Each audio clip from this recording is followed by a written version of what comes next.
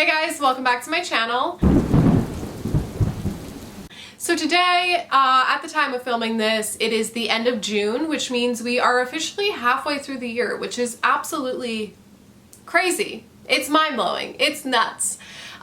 So I'm gonna kind of do like a halfway through the year wrap-up situation where I'm gonna show you all of my 5-star books that I've read so far this year. These are all my top recommendations, books that I absolutely cannot shut up about. Some of them you probably already know if you've been here a while, but these are like the best of the best. At the time of filming this, I read 79 books so far, and 19 of those were 5 stars, which is kind of crazy because I am very picky. Like, I'm very particular with books that I give 5 stars. Like, I have to genuinely have that like completely obsessed feeling in order to give a book 5 stars. Like, it's not something that I typically do, but I've been having a pretty good reading year so far. I'm just gonna go ahead and get started. First things first, I cannot shut up about this book. It's Boy Parts by Eliza Clark. This is a literary fiction. It's a very plotless book about this woman who is a photographer, and she does like erotic photos of unconventionally attractive men, and it's just her kind of going through her photos, getting ready for this art gallery, and kind of reminiscing on some things in her life that have happened with these men. And she is so unhinged. This is an unhinged woman book. Her thoughts are wild. It's funny. It's fucked up. It's sad. This book is just so well done. I absolutely loved being inside her head, and it has this kind of like Patrick Bateman, American Psycho sort of feel to it, especially the second half of the book. But this is just everything that I look for in an unhinged woman book, and I cannot recommend this enough. Next is a book that I read recently, and it's Exalted by Anna Dorn. Another literary fiction unhinged woman book. So we are following this woman who is a scam artist. She does astrology, like birth chart readings for her website, and she doesn't even believe in astrology, but she just scams people for money basically. And she ends up becoming obsessed with this guy based on his birth chart that is exalted. So she's like, oh my god, I've never seen a birth chart like this before, like he must be special, blah blah blah. So she starts stalking this guy. And then we're also following this other woman who has borderline personality disorder, and her life is kind of just a mess, and their timelines or their paths end up merging along in the story, and this is just wild. I love this so much. Again, there's nothing I love more than just being inside of an unhinged woman's head. So this was absolutely perfect. If you like astrology, highly recommend this book. It was hilarious. Like, I was actually laughing out loud, which is very rare for me. Like, I'm a very giggly person. I find a lot of things funny, I guess. But it's rare that like media actually makes me laugh out loud, and this, I was cackling. You hear noise in the background. My tortoise is climbing things again, so sorry. Let's talk about Sarah Rose Etter. I discovered her this year, and she is phenomenal.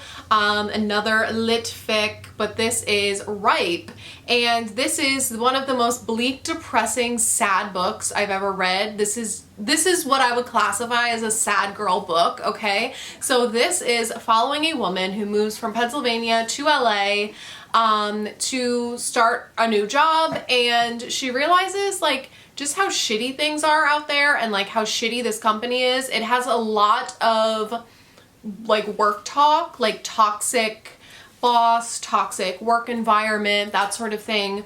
And her depression and anxiety that have always been with her, and especially resulting from childhood, etc. And so we're following her as she describes her depression as being like a black hole that is constantly following her and lurking, and so we're just learning about her feelings battling depression throughout this book. And it is so Beautifully written, beautifully done, stunning, just so relatable, especially being someone, you know, who's depressed and mentally ill. This was so extremely relatable. I think about this book every single day, and it really had a huge impact on me. And same with her other book, The Book of X. Very similar writing style, but you know, it's like short. I don't know if I didn't mention that, but this is like short little prose, like it's kind of poetic in a way. Like, I don't know how to describe her writing style, but this is a book about a woman who is born with her abdomen in a knot. So it's like this genetic sort of mutation that was passed down from her mom, and her stomach is twisted in this knot, and it's about her growing up and, you know, being gaslit by the medical field and being told that they don't know what to do with her and getting shots and like constantly going to doctors. And it was so relatable being someone that's chronically ill and dealing with, you know, this invisible illness that doctors gaslight you for all the time, that doesn't have a cure, that just has very shitty management options. I just found this book extremely, extremely relatable to me and my situation. And not only that, but it also has lots of commentary about body dysmorphia, which again is very relatable to me. It has commentary about like her and her relationships and dealing with men, and I mean, this just really packed a punch. Again, very bleak, very depressing, another sad girl book, and her writing is stunning. Like, Sarah Rose Etter could just steal my identity and I would let her. Let's talk about these two memoirs quick. So in January, I read Julia Fox's memoir, Down the Drain, and this is unhinged woman. I mean, unhinged. Unhinged woman. Like, I could not believe some of the things that she was saying in this memoir. And she was, you know, I mean, just her really shitty childhood and upbringing and hanging out with like the wrong crowd sort of a thing, getting into drugs, you know, dealing with her borderline personality disorder, and she had a job as a dominatrix, and just the things that she was saying in this book, like, oh my God, you know, she was crawling around snorting cigarette butts off the floor thinking that it was cocaine. Like, she was just so vulnerable and so real and so open, and like, I just absolutely love people like that. You know, I'm the kind of person where I'm like, hey, what's the biggest trauma that you suffered in childhood? That's me. So I just love that Julia Fox is kind of the same way. She just does not give a fuck, and she just lays it all out on the table, and I love that, and I appreciate this book so much. This is just unhinged memoir. And then another memoir that I loved was Whitney Cummings. I was surprised by how like deep this memoir got, but really talks about her struggle with mental health throughout most of it, and her anxiety and depression, and again, body dysmorphia, and like all these similar mental health problems that I have that I've been talking about in these other books. And surprisingly, it was just very comforting, very well done, very well written, and funny, but also sad at the same time. You know, she's very open and vulnerable and real, and like, she just doesn't care. She just says whatever is on her mind, and I absolutely love that. And everyone thinks that we are the same person. Like, her 30-year-old self, people think that that's me. So, oh wait, I forgot. I had a third memoir that I really loved as well. This one I have on Kindle.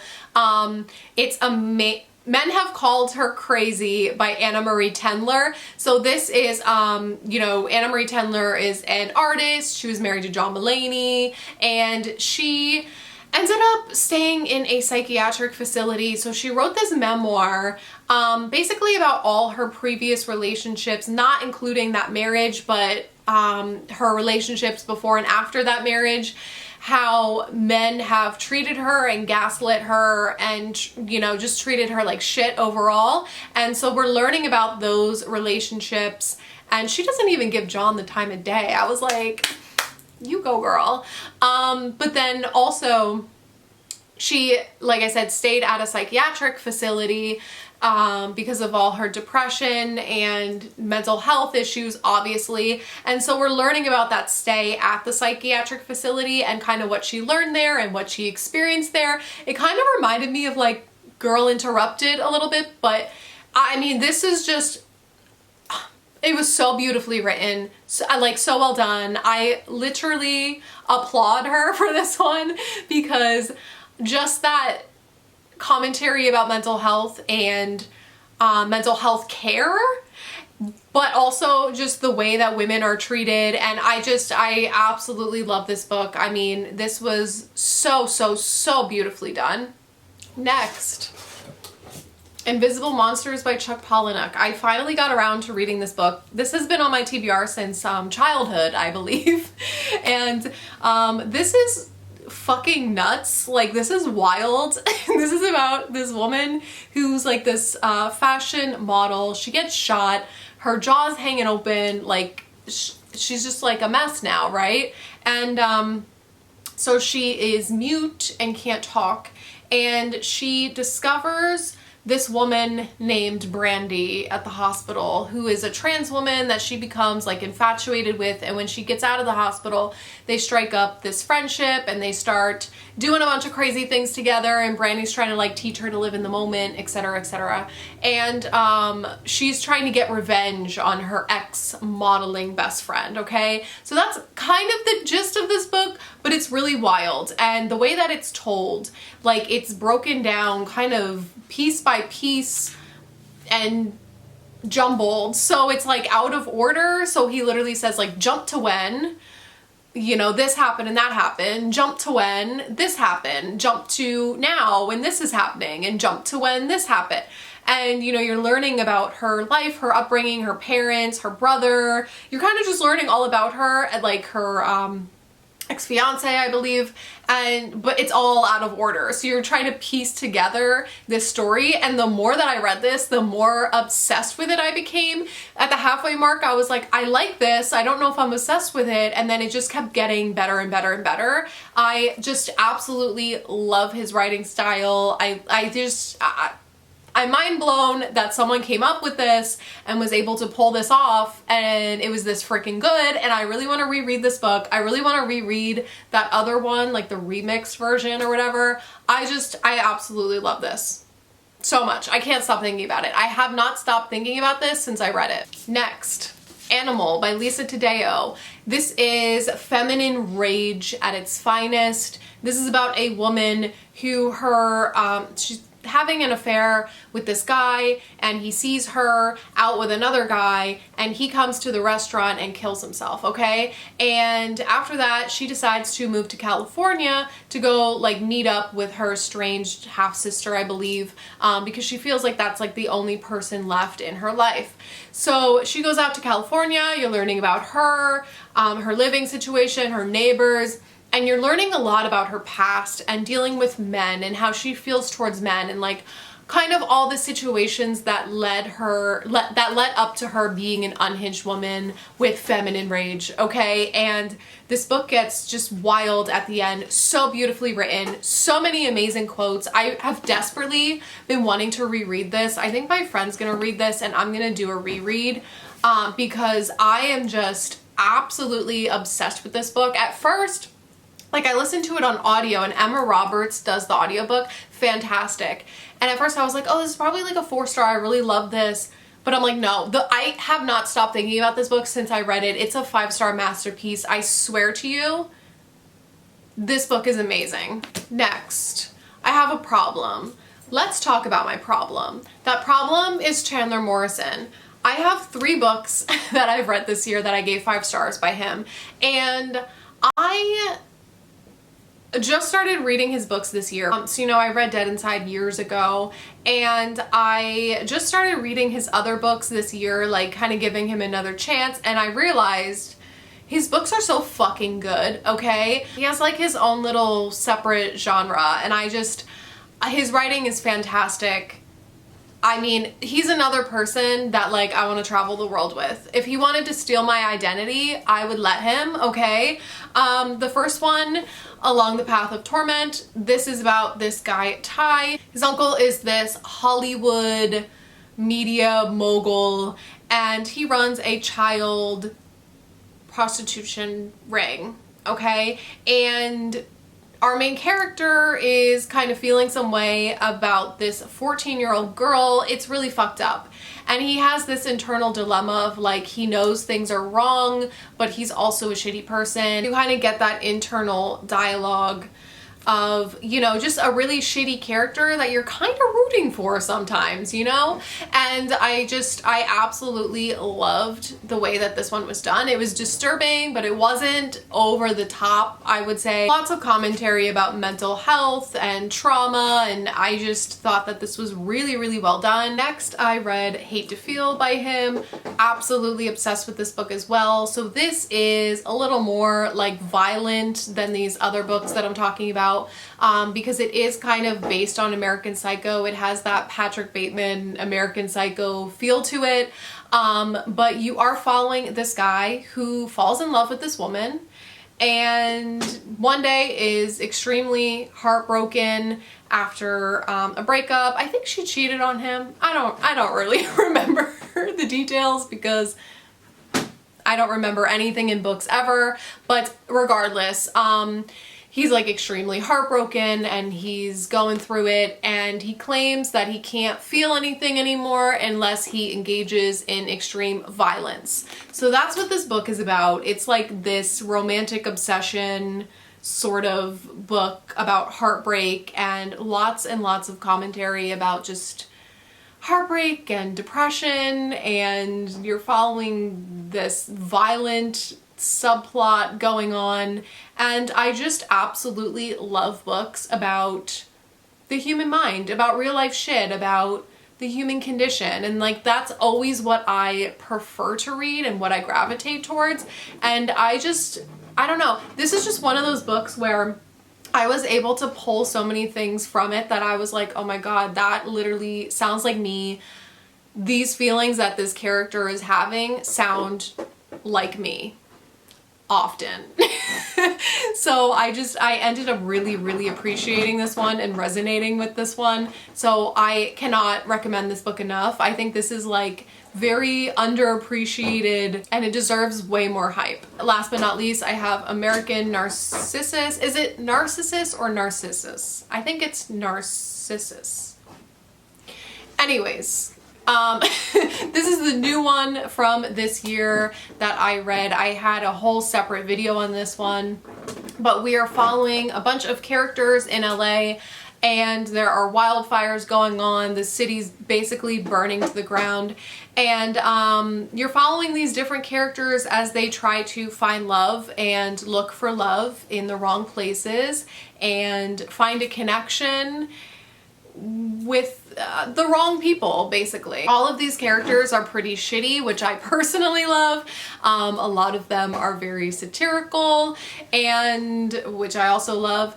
And I just, once again, I love these sad, depressing, this is like a sad girl book, sad, depressing rich people drama, you know, trying to find a connection, trying to find meaning in life, and just very nihilistic. This is the recipe for all the things that I love, and again, feel an emotional connection to. Then on that similar theme, I have Imperial Bedrooms by Bret Easton Ellis. This is the sequel to Less Than Zero, and I am obsessed with this.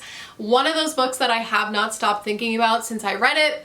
So, you know, once again, we are following Clay, who is now a movie director. He was the main character in Less Than Zero.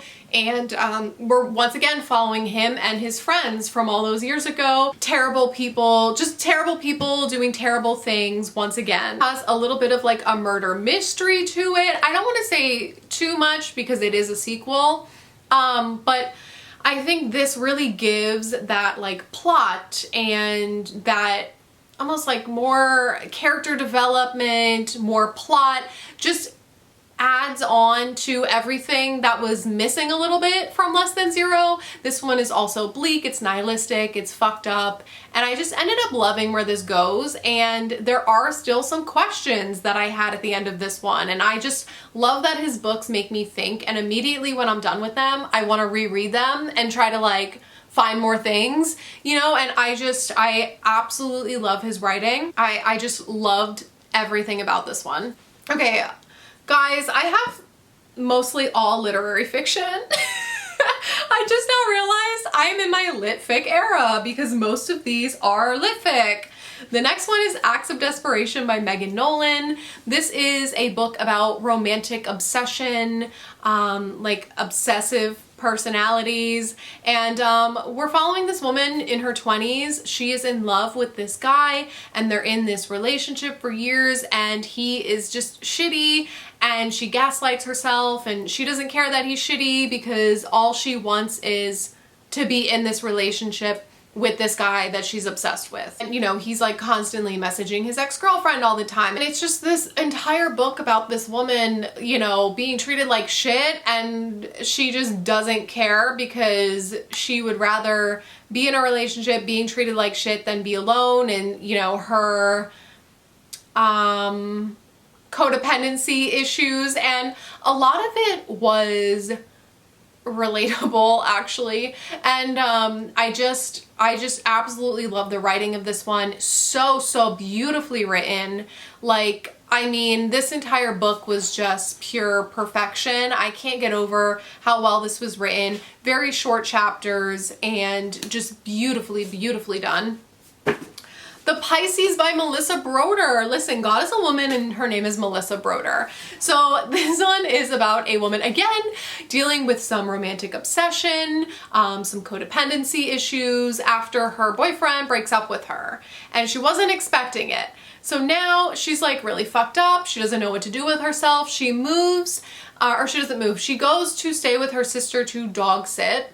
And while she's like working on her college stuff, and she meets this man who is a merman that she is obsessed with and falls in love with. It sounds nuts, and that's because it is. There is mermaid smut in this book, but that is not the point of this book. The point of this book is that we are following this character who is extremely mentally ill and toxic and terrible, but also relatable in a way. Relatable with her, you know, anxiety, her depression, her codependency, her romantic obsession, her, like all of these issues that she's dealing with, and it tackles so many mental health issues. I absolutely love this one. I love books that have that accurate mental health rep that feels so relatable. And even though the character's unlikable, you can still pick it apart and find pieces that are relatable. And I cannot recommend this one enough. I'm obsessed with Melissa Broder. All of her books are fantastic, but this is the one that stuck out to me the most because of that mental health stuff going on. Next is Earthlings by Sayaka Murata. So this is about this girl who, you know, as a young girl, she feels like she doesn't have a connection to anyone in her family. She feels like she's an alien from another planet, like she can't relate to anyone. And the one person that she relates to the most is her cousin. And, you know, some things happen with her cousin, and they end up being separated, and they haven't spoken to each other in years and years. And now she's an adult. She's in this like mutual arrangement sort of marriage with a man who is asexual, and they have these just arrangements where they basically live together, and that's that. And in present day, her and her husband decide to finally go back to her, you know, where she grew up, and they meet back up with her cousin. And we're really just learning about her mental health and the abuse that she suffered as a child and all the things leading up to present day and what made her her. And this book had so much commentary on mental health, on abuse, on trauma, on asexuality, like you name it, this book had it and did it so well. The ending is the most unhinged fucking thing I've ever read in my life. Like, I did not see this coming. This was the craziest ending I've ever read in a book, and you need to read it. Trust me, you need to read it. Next, I have a thriller, which is really weird because it's been a long time that I had a 5-star thriller, and that was Strange Sally Diamond by Liz Nugent. So in this book, we are following this girl, or this woman in her 40s, and basically, I think her parents pass away, and now she's learning about some things from her childhood because there are news reporters showing up saying that, like, they know what happened to her as a child. She was involved in this very famous case, right? And she doesn't remember anything from her childhood because she blocked out those memories from trauma. And so we are slowly learning about what happened to her as a child and what kind of, again, made her her in present day. And we are also learning about these past chapters about this little boy who is horribly, like, in this horrible situation, abused, and I mean, just this very traumatic experience with this little boy, and how these two timelines merge into one. And I mean, this book was so good. I didn't, like, it wasn't over the top, like, shocking or anything, but just the way that it was written, the story was very disturbing, and the way that everything was put together and the puzzle pieces kind of came together. I loved this kind of neurodivergent main character. I loved everything about this book. I mean, this was like a slower burn thriller, and that's the type that I absolutely love. Her writing, stunning. Then I have another literary fiction. It's Good Material by Dolly Alderton. So this is following a male comic. And, you know, he's like just a struggling comedian, and his girlfriend breaks up with him. And so we're following him throughout his whole, like, grieving process after this breakup, and how he as a man feels going through this breakup. And I think it gives this very realistic perspective of a breakup and how men feel. And I really like the way that this one was done. I know a lot of people can't stand this main character because he was very whiny, but I mean, I'm very whiny, so I really didn't find it to be an issue. I just thought that this was very realistic and so well done. And I love being sad. What can I say? I don't know. Very dark outside. It's about to rain.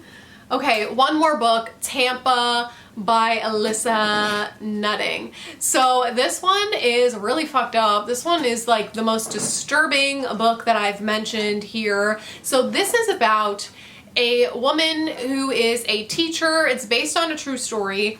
So this teacher grooms her like 14-year-old male students into sleeping with her, and she's a pedophile, and we're following her inside her head as she goes, you know, through her day-to-day life teaching and plotting out these horrible, despicable, disgusting things with these children. It is very disgusting, but also so well written, so well done, like handled really well. Just being inside of her head is terrifying, and there's something about sitting inside of a terrible character's head that just like fucks with me, and I love it at the same time, and I just love anyone that has the balls to tell a story like this. And you know, like I said, it is based on a true story, and I do think that it was handled well. I know people don't agree with me, but that's my take on it. And this one is disturbing. But I mean, this was like so extremely well written. I just had to keep reading. I needed to know what was happening. So yeah, so that's it. Those are the 19 books that I gave 5 stars so far this year. I'm obsessed with them. Let me know if you see any that you love or that you want to read, and I will see you in my next video. Bye!